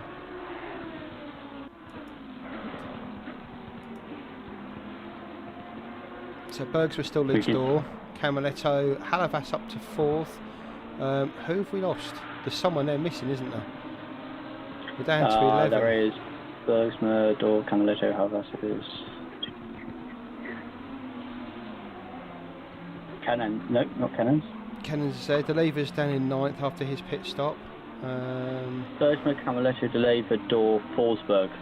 No, Jazz is there in 8th. Bellingham, Bindle, Horvath, didn't turn up in the end. Cannons, Lucas, Mole, Morgan, Wood, Wyatt. We've lost Wyatt, haven't? No, Wyatt's still there. No, must just be me. Perhaps we're just thinking. Perhaps I'm thinking outside the box. I shouldn't be. I need to concentrate on getting the bloody director sorted out. So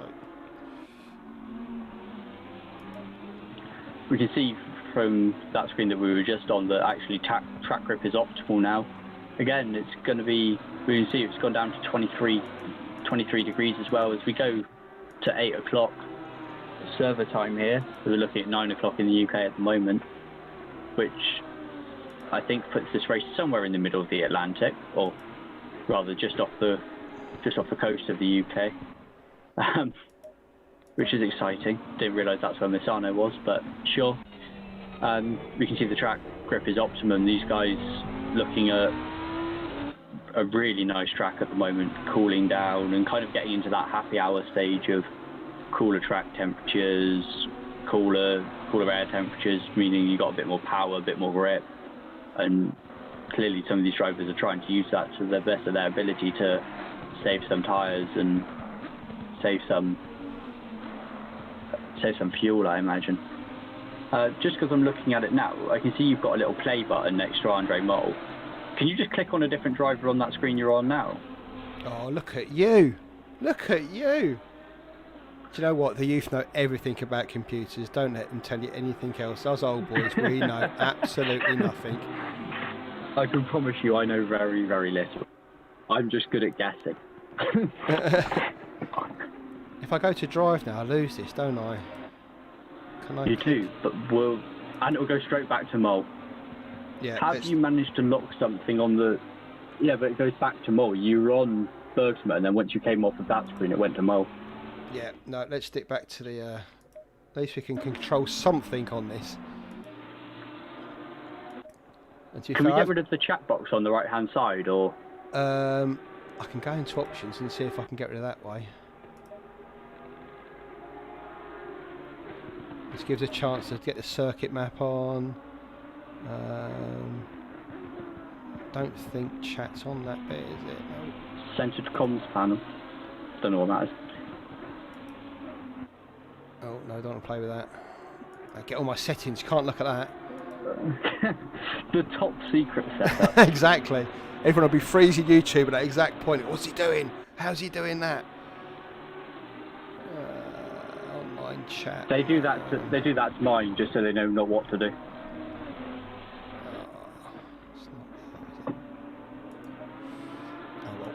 Oh well. So we've got Bergsma there still in front with the gap back to door. He's still not pitted yet, Bergsma. Still not pitted. Got 18 minutes to go. Can he get that car to the end of the race? That would be an amazing job if he can do it. Camaletto's in 3rd. There he is in the old Tiger car. That looks like it's handling better after the pit stop, so that's, well, as he wobbles a little bit there.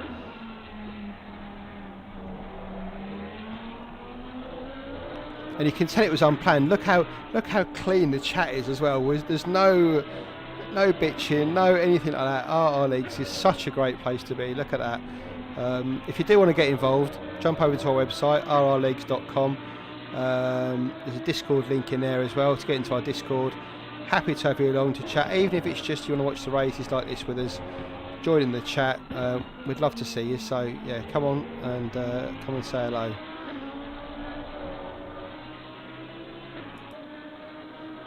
Halavas in fourth. Fortunately, I can get the timetables up. Oh, look, that would get the gaps as well.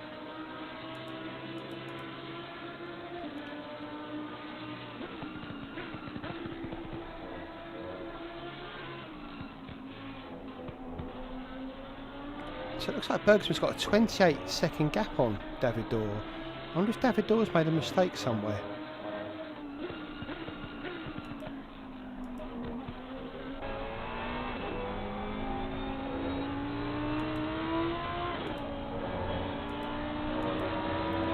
Yeah, here we go. So Bergsman running ahead of David Dorr, Camaletto third, Halavas fourth, Kennans in fifth, Mike White sixth, Fillingham 2 laps down in 7th, Forsberg behind him, Deliver, who's running so well until I cursed him, down in 9th, Andre Moll, who's obviously served his stop-go penalty, and Callum Morgan, who must have had his own problems to get down into 11th.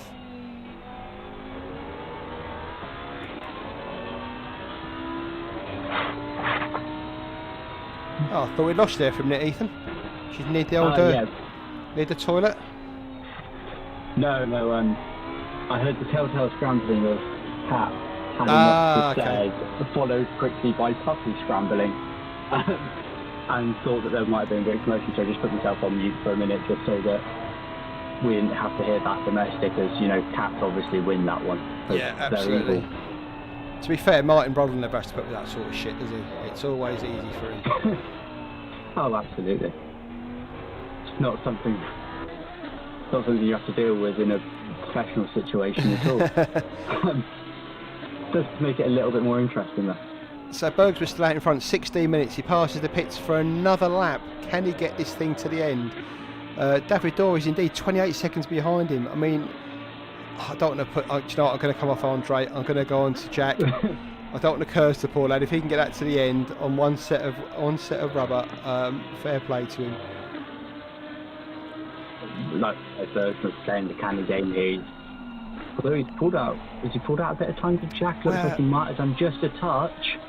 I don't know if it's his pace or whether David had. Obviously, we've lost all our telemetry, so I can't exactly give you an answer on this. But I'm not sure if David had a spin there or some sort of incident, because Berg's going to pull out some time on him. I can't see anyone in front of Jack at all. So Jack's obviously got a big gap to David Dorr. Let's have a look at Manos Halavas. Yeah, he's just coming around that corner that onto the straight that Jack had just come off that corner. So there's a big gap there.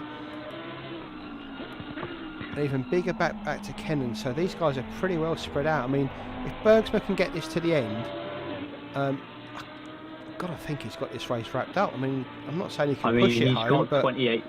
He's got 28 seconds to Dorr at the moment, which means that, you know, he's kind of on the cusp of. It might actually get to the point, if Bergsma wants, if he can push this out a few more laps, and I imagine that's what he's looking at, is actually getting a pit stop to David Dorr. And then, you know, he'll be able to pit and come back out in first on very little fuel and brand new rubber. Wow, and that's a racing driver's dream. That's a good thought, but I'm just thinking with 14 minutes to go, you've got to think, unless those tyres are completely dead, you've got to think he's one of the ones to get to the end of the race on this set. And with that pace as well, I mean, it's such a great job he's done if he can do this. Oh, absolutely. You wouldn't. I mean, you'd want to make it to the end of the race now for bragging rights, if nothing else, but nobody else has managed it.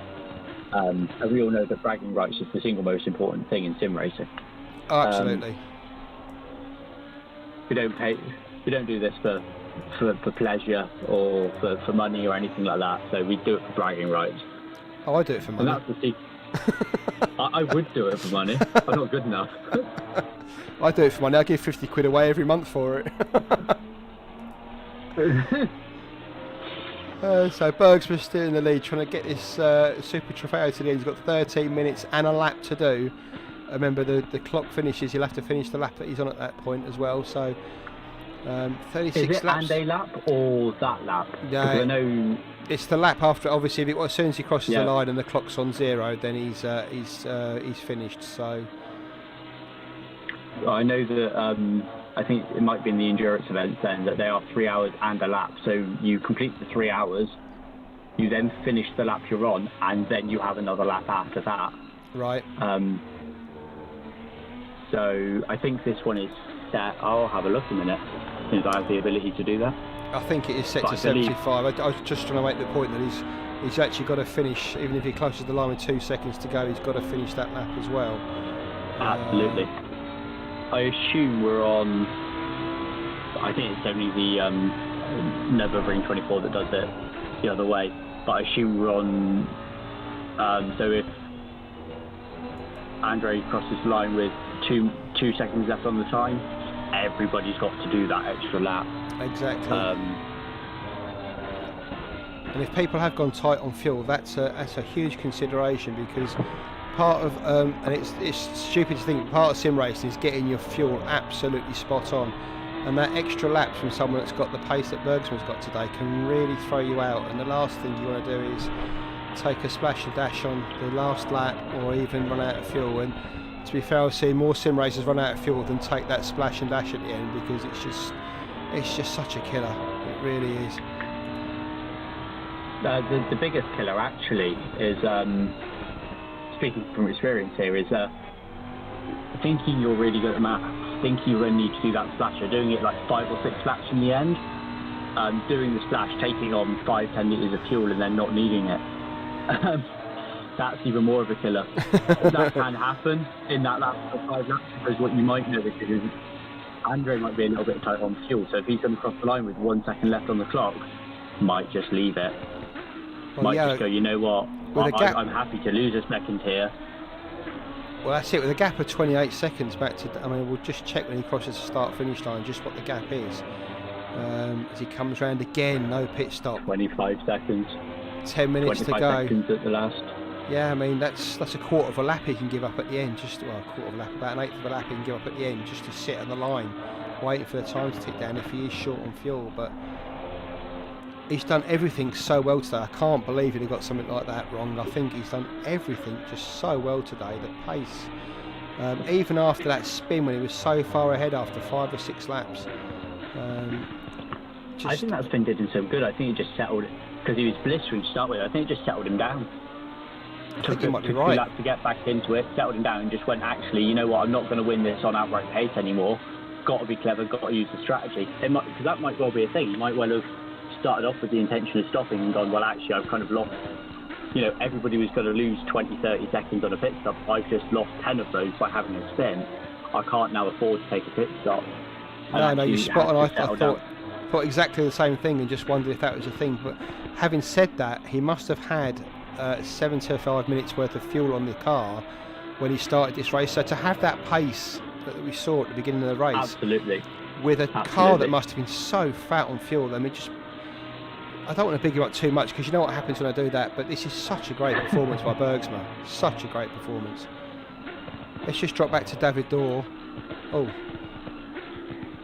And the graphics doing an absolute favour to you there, mate. You can see why everything's struggling today, can't you?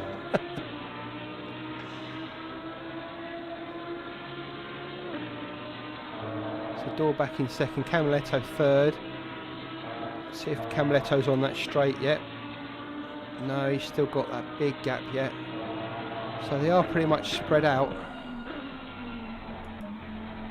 I think the closest we might have on track at the moment is is Wyatt Fillingham at 6.5 seconds. Have a look. There's Wyatt.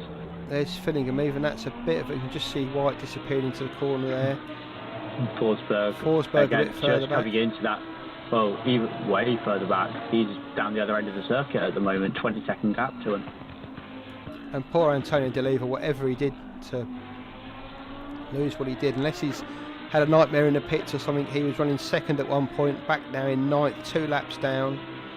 Andre Mol, who served his stop-go penalty, presumably for speed in the pit lane, so he's back in 10th, and Callum further back than that, so Bergsman's pretty much got this wrapped up now. 8 minutes to go. Callum's had a bit of a nightmare by the looks of it, because I think he's about 3 laps down on the guy in front of him, which obviously is not ideal. Although Simon closing up by about a second on that last lap. Yep, down 5 seconds now behind Mike Wyatt. We'll just keep a track on that. If it gets a bit closer, we'll stick with that. But I hope you don't mind if we stick with Bergsman for the moment, because his performance has just been something else.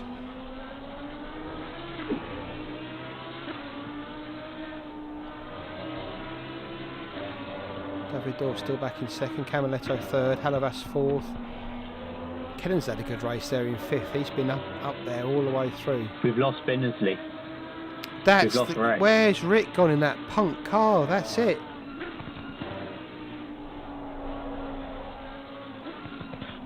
Oh, we'll have to check later and just see what happened to Rick Binnersley. But how did we miss that? How did we miss that? Apologies, Rick. We should have known. Well, I'm sure the bag will tell us.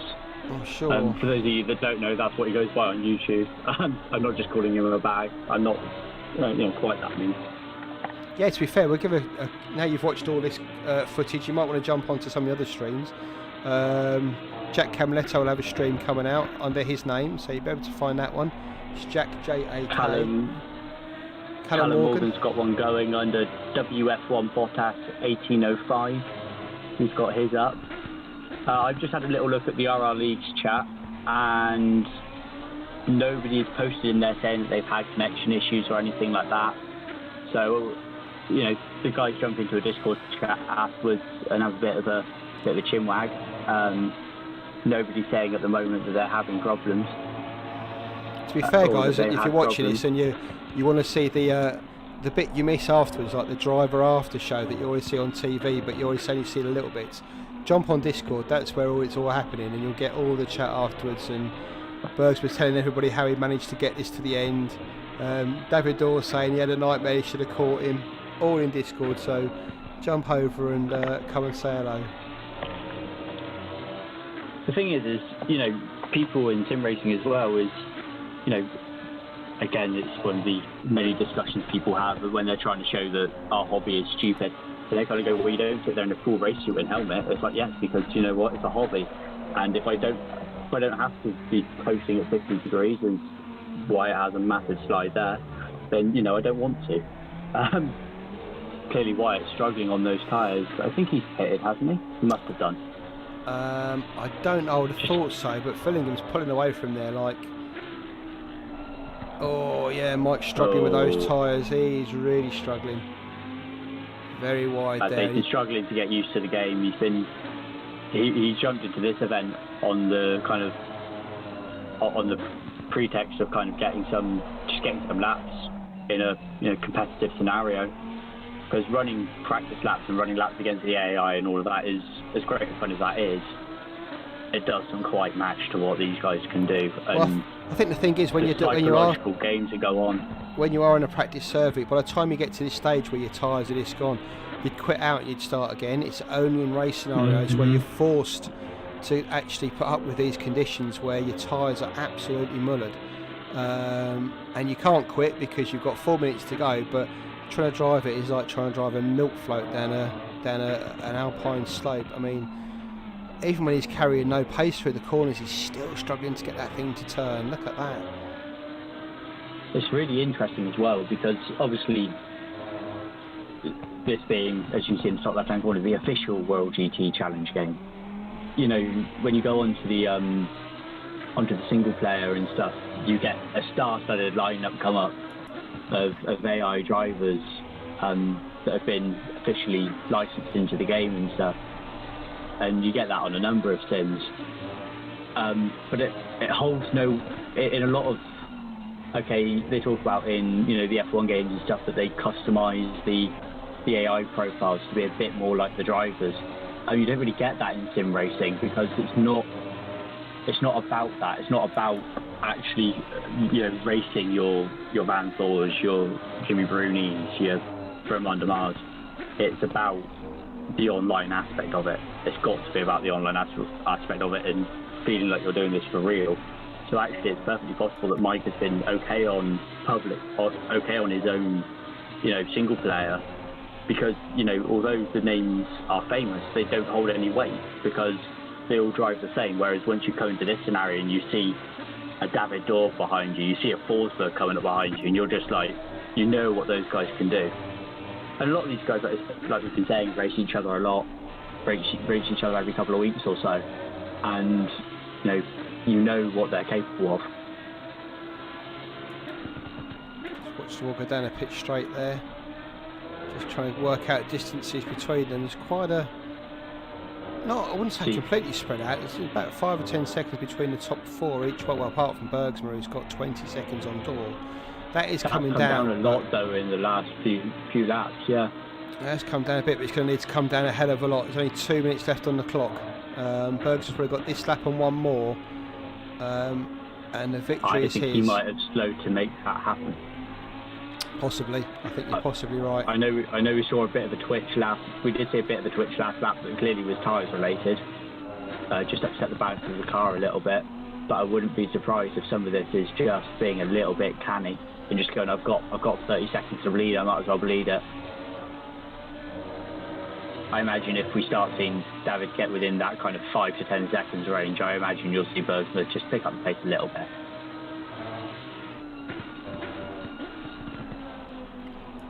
So we've got lap times of... We don't get lap times, do we? No, 140 is a lap. There or thereabouts. So, you're probably looking closer to 141s at the moment. Bergsma almost loses it again there. Wobble. Oh, his heart's in his mouth. One more lap to do. Door closing it down. It's 19 seconds, but that could go with just one easy spin. And when the tyres are 74 minutes old, and they've done the time that they've done, honestly, Bergsma is on the edge of that bucket seat right now, holding on to that wheel really tightly. Brad there, he's got one more corner. And then that last corner, and he's on to his final lap. Doors close it to 17.5 now. It's kind of irrelevant in pace, but it only needs Bergsma to put one wheel on the grass, and it's all change. Let's just stay with him for the last lap.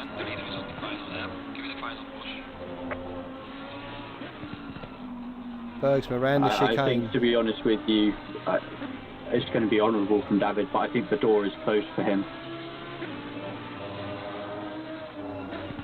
Not very much intentional. Turn 3, they're going to come up to that double apex very soon. It's the one that's caught them all out. Bergsma seems all right around it. Yeah.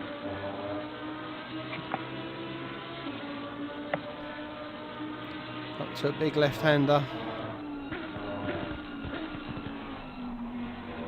He'll be taking it super easy now. I wouldn't be surprised to see this time nearly come within a second, or come within 10 seconds this lap nearly. Just all he's got to do is bring it home. Of course, there's always the other fear that you go too slowly, you chill out too much, you stop focusing. As is another big slide there. So along that big back straight at the back, the right gets tighter, right gets tighter, and right really tight. There's the first one. There's the second one. Stay off the curbs, Andre. There's the third one. Slides it through there. Literally slid it through there, drifted through there. Sun setting gloriously through the clouds. Got 2 more corners to go. One. For a fantastic victory from Andre Bergsma, who's driven this from the line to the line. Why did you say that before the final corner? No, I've got all the success in the world for Andre Bergsma. What a performance! Andre Bergsma drives 75 minutes on the same set of tyres, full tank of gas, and brings it home. What a performance! David Dorr's going to come in second. There he goes, 20 odd seconds behind. Great performance from David, but nothing on Andre Bergsma today. I'm so sorry. Camaletto He's a little bit further behind, just coming down that back straight again. Can we go? Oh, no, we can't. Never mind. Can we go to a like static shot of the pit lane at all, sort of thing? No, I've only got the drivers. That's all I've got. Amazing. That's Cool. all I've What got. can go through in order? We can see Cannons is finished, Fillingham is finished, and Mole is finished. There goes Morgan across the line. Jack's going to come home for third place on the podium. Good drive from Jack there. Great drive from Jack. He will be very disappointed that in the end Berger didn't need to pit. Manos is quite close there to Jack at the end, only a few seconds behind him. Manos Halavas comes home in 4th place. Kennan's a lap down in 5th, Fillingham 6th, Wyatt 7th, Jazz Forsberg 8th, and Antonio D'Oliva just crosses the line now for 9th, Andre Mole 10th, and Callum Morgan 11th. All the others were DNFs. Fair play, guys, but we have to go back to Andre Bergsma. What a performance. 75 minutes. I can't get over this. 75 minutes, 1 set of tyres, 1 tank of fuel. Unbelievable. I'm going to have to come off here in case the chat gets a bit nasty. I don't think it will, because I don't think anything on there apart from congratulations today. I can't believe anybody's got anything nasty to say, because that was such a great performance. Oh, nobody ever has anything nasty to say at RRLeagues. They're all very sensible people. No, so go on. Sorry, Callum. As you can see, people just leaving the server now. They will be, placating the misses, probably grabbing something to eat, a drink. We're looking at nearly 9:30 here, so a lot of these guys, Europeans, will be on the mainland. We'll be looking at 10:30 for them. So probably, good way to finish the weekend. Indeed. Back to real life tomorrow. Guys, I hope you've enjoyed watching that. I'm sorry about the failure about 20 minutes to go with the director. We had to just follow Andre for a bit and then Andre again. But I hope you enjoyed watching it. It's such a great race. Again, pop over to RRLeagues, come and join us, come and say hello, and get involved in things like this. It's just such great fun. Ethan, thank you for everything today, for being there and providing such great commentary. But it's just been great, and it's just been fantastic. It's been amazing. It really has. It makes me really, really hyped for what these guys are going to do. I believe we've got a race on Wednesday. I don't know what it is off the top of my head, but a lot of these guys will be competing in it. These are all regulars.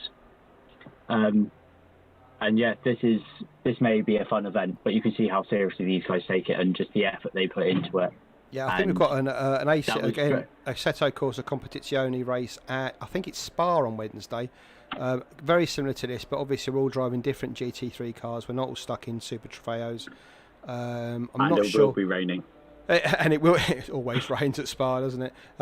So yeah, I'm not sure if we're going to put a stream out on here, but definitely Jack Camaletto will do. So jump over to Jack's channel, go and say hello, tell him we sent you, subscribe to his channel. It's always great content. But for now, rather than just watching this rather blank screen, we can actually. No, we can't see the people. But we can see the people there that didn't make it. So we can see that obviously Bindersley didn't make it, Wood didn't make it, Lucas didn't make it, and there must be one more on there that I'm missing. Who didn't make it to the end? I can't find it. Can I get onto the race? No, I won't let me get onto the race, unfortunately. Let me move. Anyway, at that point, should we call it quits, Ethan? I think we will call it quits. Brilliant. Thanks, guys. Yeah, thanks for everyone for watching and staying with us, and congratulations to Andre Bergsma. I can't get over it. I just want to be Andre. Let's leave it at that. Take care, guys, and we'll see you soon. Goodbye. See you soon. Bye-bye.